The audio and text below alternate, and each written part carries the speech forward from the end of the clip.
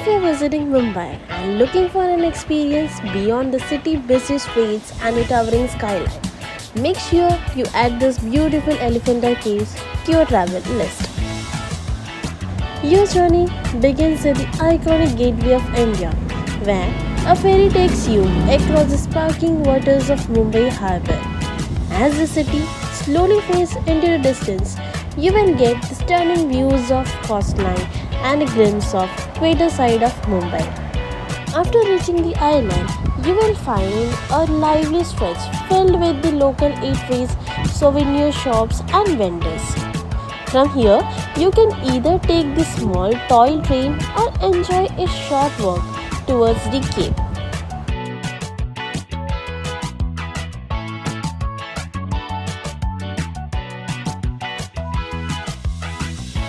As you make your way to the bustling pathway, the anticipation builds for incredible history and the architecture waiting ahead at the Elephanta Caves. There were plenty of souvenir shops along the way, but I decided to save that for later and continue towards the cave first. After all, that's what I had come here to see. As we step inside the Elephanta Caves, the atmosphere changes completely. The cold stone walls, the tall pillars, and the deep cut carvings instantly take you back in the time. Every corner feels alive with the history, as if the rock themselves are telling the ancient stories. The famous sculptures of Lord Shiva stand tall and powerful, leaving you amazed at the skill and the detail carved centuries ago. As we explore the Elephanta Caves, you can notice that some parts are fully detailed while the others are only partially built or have worn down over time.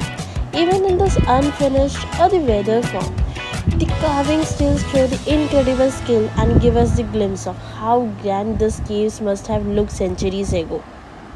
After spending some time inside the Elephanta Caves, I came back to the island part and started exploring the small shops.